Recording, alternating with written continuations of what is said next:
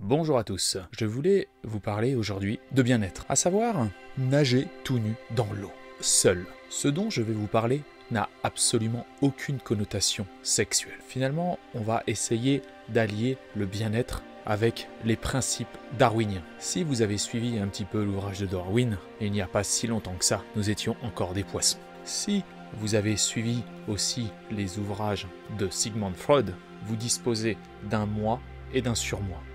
Le moi étant la couche animale, ce qui est terré au fond de vous, et il y a le surmoi, la couche sociétale. L'habit, le slip, le maillot de bain, c'est le surmoi, c'est votre couche sociétale.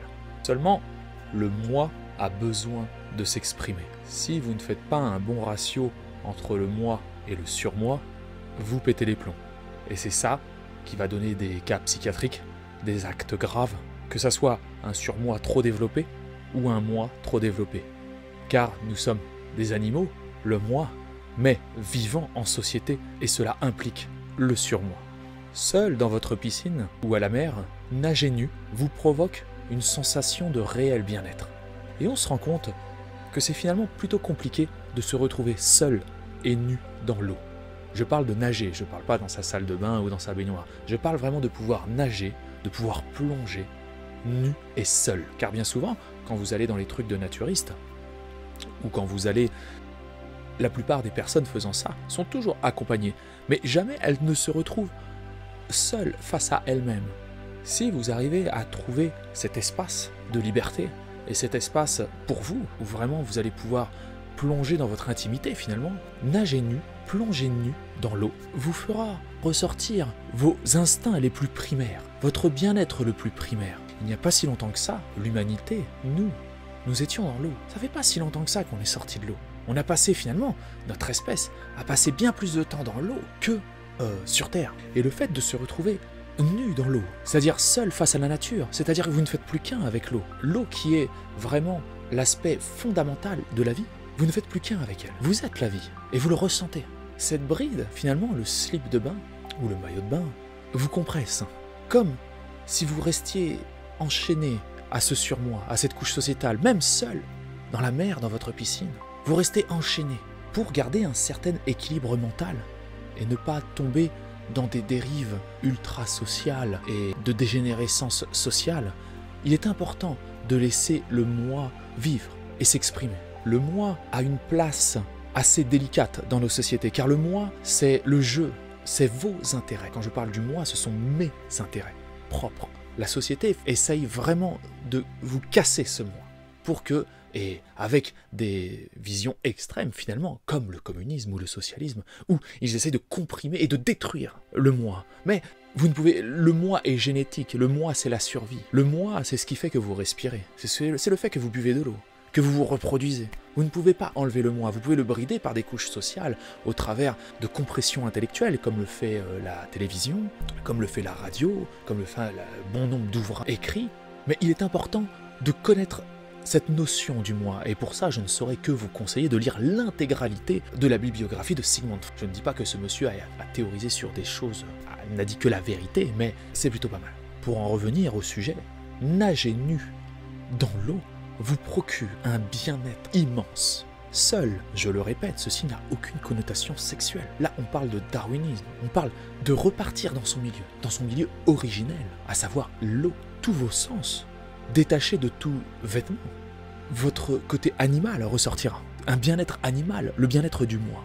Évidemment, quand cette séquence est finie, vous repartez en société, et là, le surmoi doit retourner à sa place. Vous ne pouvez pas, quelqu'un qui n'aurait que le moi serait en prison ou dans un internement psychiatrique parce qu'il serait incapable de vivre en société. Quelqu'un qui n'utilise que le surmoi, lui aussi, partira pour d'autres raisons aussi en hôpital psychiatrique, ou alors même en prison. Car il y a un moment où il va péter les plombs. Ou alors, il castrera son moi de manière chimique, à base de médicaments qui annihileront toute forme finalement d'humanité individuelle, pour le transformer en une larve sociale collective.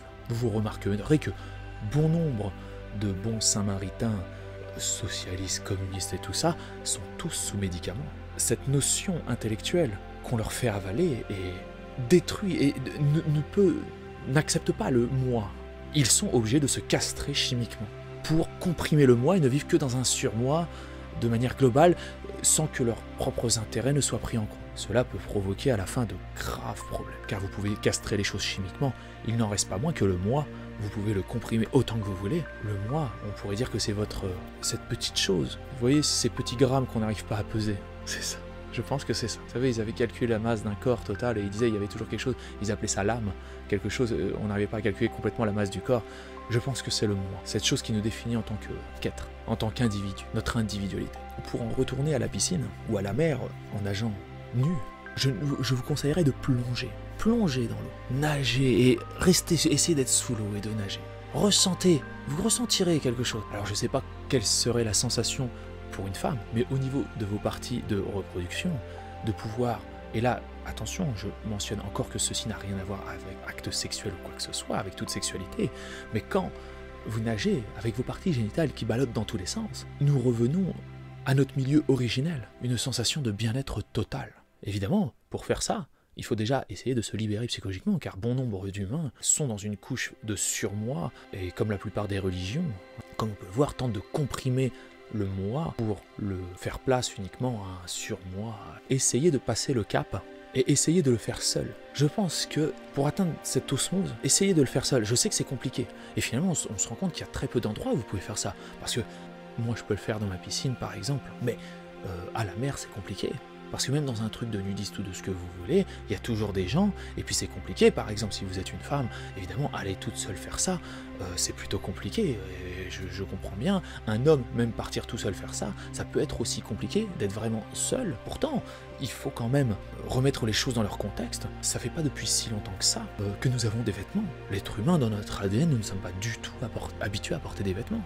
La plus grande partie, depuis que nous étions des microbes dans l'eau, la plus grande partie de notre histoire s'est faite nue dans l'eau. D'où l'aspect de bien-être et de liberté, cet aspect de nature qui, quand vous flottez comme ça, et vous voguez sur l'eau à poil, d'où c'était vraiment cet aspect de bien-être. En plus, c'est plutôt merveilleux, car ce que je vous propose est gratuit. Comme je le répète, il y a très peu d'endroits finalement où vous pouvez vraiment vous retrouver seul avec la nature. Allez, alors je ne l'ai jamais fait, mais par exemple, vous allez faire de la plongée, vous plongez avec un tuba et vous allez voir les poissons et vous nagez avec les poissons nus. Et pour le coup, c'est rigolo parce que vous regardez cette vidéo, vous pouvez dire mais c'est cinglé, c'est complètement fou. Au niveau de notre ADN, ce qui est complètement fou finalement, c'est d'avoir des vêtements. Excusez-moi. Ce qui est complètement fou pour notre ADN, c'est de rester assis sur une chaise. Notre corps n'est pas du tout habitué à faire ça. À rester assis devant la télévision. Notre corps n'est pas du tout habitué à faire ça. Je pense qu'il faudrait redonner une plus grande part et un plus grand espace à votre moi, à votre individualité. Bon nombre de problèmes dans nos sociétés sont liés à un moi comprimé. Et à la fin, ça explose. D'un coup, le moi explose et ça explose dans des choses négatives. Écoutez, c'était une petite réflexion intellectuelle. Ça vaut ce que ça vaut. Je vais essayer de contribuer sur ma chaîne YouTube. Je vois que beaucoup de gens essayent de parler de spiritualité, ils parlent de lumière, tout ça. Je vais essayer, moi, personnellement, de parler de choses beaucoup plus pragmatiques. C'est-à-dire de choses vraiment basées sur du concret. Même si je ne serai pas toujours dans le vrai, c'est impossible de détenir la vérité. Personne ne l'a jamais détenue. Et j'en suis navré pour certains. Mais je vais essayer de donner quelques pistes par rapport aux ouvrages que j'ai lus. Écoutez, je vais vous souhaiter une excellente journée. À bientôt pour de nouvelles vidéos.